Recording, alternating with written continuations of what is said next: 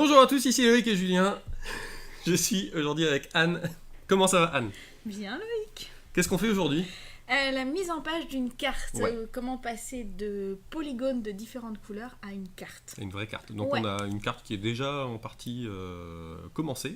Ouais, qui est en cours de constitution. Voilà, à l'écran. on a fait la légende déjà en fait, tout simplement. Ouais, voilà. On a commencé par la légende. Ouais. Et ensuite, maintenant, on va ajouter tout ce qu'il faut pour que ça devienne une carte, c'est-à-dire le titre, l'orientation. Bon, la légende, on l'a déjà.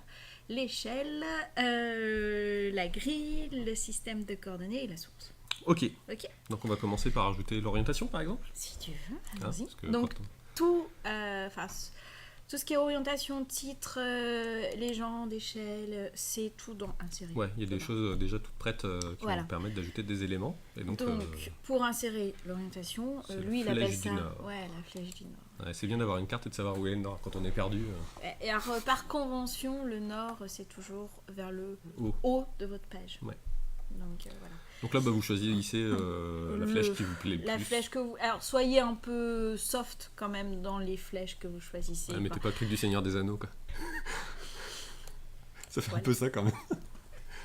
Celle-là, ouais, bon, Ouais. elle est mimi, quoi. Mais bon, bref, Ouais, on va le garder celle faire par avec défaut. voilà, Voilà, celle par défaut. Vous faites OK et la flèche du Nord s'affiche. Bon, vous verrez qu'après, on peut changer Ouais, bon, les petits paramètres. ouais. Voilà, c'est quand vous faites vraiment votre mise en page finale que vous changez. Ouais, donc là déjà on a une flèche du Nord. Ensuite, Ensuite, on va par exemple dire ce que veut dire cette carte, donc mettre un titre. OK. Insertion, titre. Titre, Donc, il est préférable de passer par insertion titre. Comme ça, il vous centre votre titre. automatiquement. Ouais. Ouais, sur votre carte. Donc là, c'est la carte géologique. Le titre exact, ça serait ça. Des bassins versants, des... Arrête. On ne rigole pas. Des rues. Des rues, des martaudes et des morues. Je n'y peux rien, c'est le nom des cours d'eau qui sont martaudes et morues. Ouais, Voilà. bah, ok. Donc là, vous voyez que c'est un peu trop grand. Ouais, Donc, alors justement, c'est pas mal d'avoir mis un titre sinon. voilà, vous faites un clic, Clic droit, droit, propriété. Là, vous voyez qu'il nous l'a mis en Arial 23. Donc ça sert un peu à rien sur une page A4 de vous mettre en Arial 23. Donc vous changez le symbole. Bienvenue toujours dans le monde des fenêtres. Et par exemple, vous le mettez en 12. Ok. On peut éventuellement le mettre sur deux lignes. sinon. Voilà, si vous voulez le mettre sur deux lignes, c'est ici que ça se passe. Vous sélectionnez et vous Entrer tout cliquez. simplement Voilà. comme du texte. Quoi. appliquez. Et là, on est sur deux lignes, etc. Voilà. Ok. Bon. Ok. Ensuite, mon pilote, on met quoi? Alors ensuite, on va mettre par exemple l'échelle. L'échelle. On va rester dans le menu insertion. L'échelle, tu m'as dit. La barre d'échelle. La barre d'échelle, Ouais, la barre d'échelle. et non pas la barre de fer.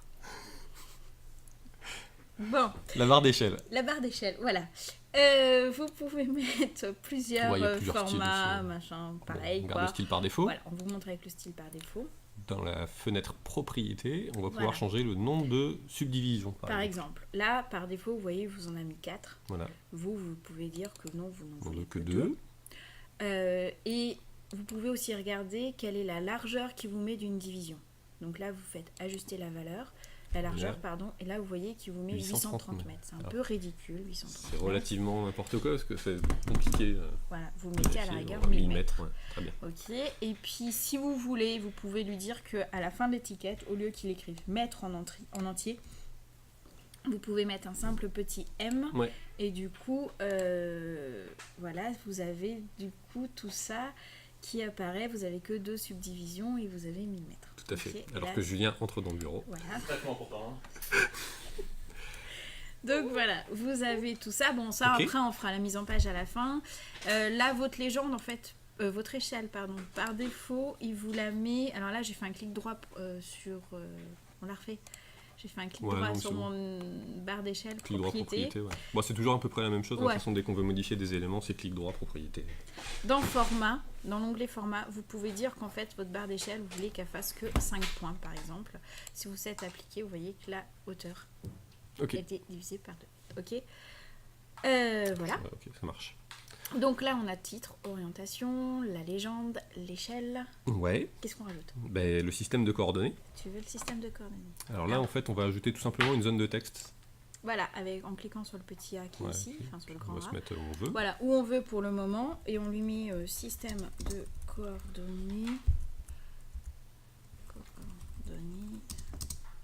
Je t'ai coupé. RGF 93, Lambert 93. Au bout de 2 fois, il s'en rappelle. Ah, c'est quand même pas mal. Ouais. Et ensuite, On peut mettre... alors si on n'est pas sûr de ce qu'on a écrit, pareil, clic droit propriété, et là ça apparaît, et donc on voit bien qu'on s'est pas bourré, que machin. Okay. Bon, même chose, on peut changer la taille, tout ça. C'est toujours le même système. Oui. La source. La source. Alors ici, on a utilisé la carte géologique de Beauvais. Donc, allumage de l'ordinateur. Ouais, Julien de se met à travailler. Hein. Il est 11h30, c'est son heure, c'est normal. Carte géologique de Beauvais. 50 000. Ouais, bon, là, vous mettez votre source. Vous évitez la tabulation qui sert à rien. Voilà. Ok. Et on a utilisé aussi autre chose. Donc là, du coup, je vais faire un petit clic droit pour pouvoir un peu mieux présenter ça. Hop. La limite des bassins versants, on l'a obtenue par calcul sur ArcGIS à partir de la BD Alti de l'IG. D'accord, ok. Donc voilà. Okay. Ouais, donc c'est de mettre tous les éléments que vous avez récupérés les infos. Ok, très bien. Et on a gardé quasiment le meilleur pour la fin. Ah ouais, l'ouverture de fenêtre. Donc pour la grille, vous faites gaffe d'être bien avec l'outil de sélection ici. Là. Vous cliquez sur votre carte, enfin sur vos polygones. Oui. Ensuite, vous voyez que vous avez le cadre de sélection qui apparaît. Faites clic droit, propriété. Et là, en fait, ArcGIS, la grille, il appelle ça quadrillage. Okay. Donc, vous cliquez sur quadrillage. Là, vous n'avez aucun quadrillage. C'est normal, parce que de toute façon, sur l'aperçu visuel, on n'a aucun quadrillage. Voilà, donc on fait nouveau quadrillage. Là, il vous propose 3 possibilités. De faire un graticule, de faire des carroyages ou de faire un repère.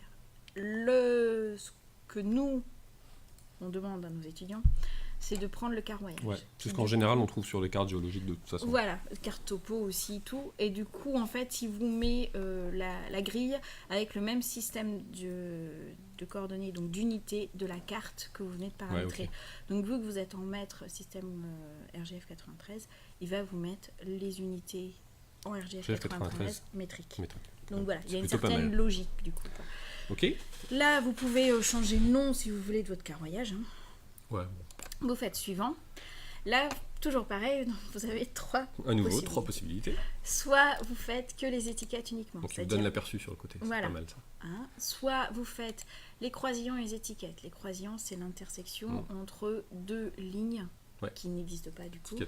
Des étiquettes. Et là, vous avez le quadrillage. Donc, vous avez les lignes et vos étiquettes. Voilà. Donc, nous, on va plutôt rester sur les croisillons.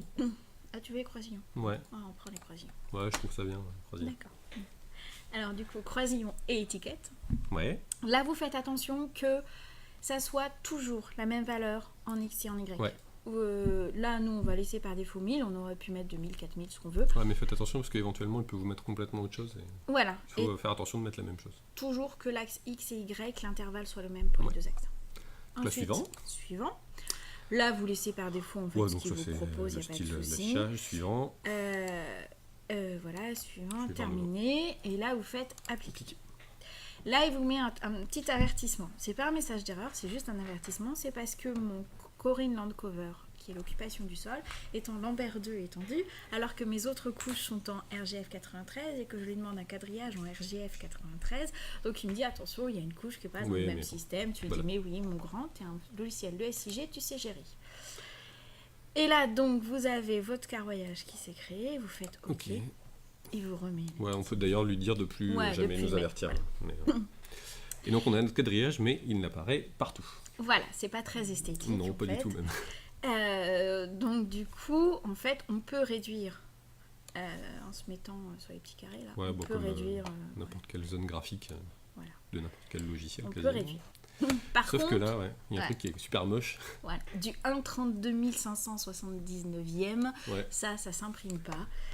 Donc à la rigueur, pour que ça tienne sur la page, en tout cas, si vous achetez un jour une carte au 1,32 579e, on vous a volé. Hein. Ouais, on peut bien l'avoir. Donc on peut se mettre du 1,30 millième. Ouais. Voilà, du 1,30 millième qui est en fait le meilleur compromis pour cette carte-là d'un point de vue après, taille de la page. En fonction de votre carte, il faut faire des tests pour voilà, voir si ça rentre bien dans la page. Bon, et là, du coup, on a tous les éléments, mais la mise en page, elle est... pourrie. Voilà. Donc on va remettre tout ça comme il faut. Comme il faut. Donc là, en fait, comme j'ai fait insérer un titre, je vous ai dit, il le positionne automatiquement au centre de la page. Donc utilisez plutôt les flèches du clavier pour le déplacer. Ouais. Voilà. La carte, c'est pareil, elle était centrée, donc celui-là. on peut la remonter avec les flèches. Voilà. Sinon, après, voilà. L'orientation, simple clic dessus et ensuite vous pouvez la déplacer comme vous voulez. Vous voyez que là ça va être moche, on va avoir un croisillon qui va se voir. Donc il suffit de mettre à fond blanc notre... Voilà, clic droit, propriété. En arrière-plan, vous allez chercher le blanc, qui est le dernier. Ne pas prendre la transparence, enfin qui est le dernier. Ouais. Voilà. C'est pas holo, c'est bien white. Hein. Holo, c'est transparence. Voilà. Et donc là, forcément... Donc Loïc est bilingue. Ah bah, complètement. Et donc, vous avez ensuite votre légende qui est là. Vous avez votre... échelle que vous déplacez. Donc si là vous pouvez aussi réduire la taille de votre échelle. Ouais, ce qu'on n'a pas fait aussi, c'est qu'on n'a pas réduit la taille de notre légende. On aurait pu également un peu. On aurait pu la réduire un petit peu. Vous voyez que du coup effectivement la légende c'est un peu gros. Donc on le fait. Bon allez, on le fait. Allez. Donc ça c'est quelque chose qu'on a déjà fait dans une autre vidéo, mais c'est pas grave. Ouais, dans gestion des légendes. Voilà. Donc on veut modifier la carte géologique, style, propriété, et on veut changer par exemple la taille du gabarit qui va nous faire gagner beaucoup de place. On peut changer les tailles des polices aussi. Ouais, on va se mettre en 10. Ok, et puis le nom de la couche aussi, on va le mettre en 10 et pas en gras. Ok, et puis le symbole de l'étiquette, on va aussi mettre en 10 et pas en gras. Ouais. Ok. Applique. Et ok. Ouais, ok. Voilà. Donc là, vous voyez, ça prend moins de place, forcément. Et c'est tout aussi lisible, il n'y a pas de souci. Quoi.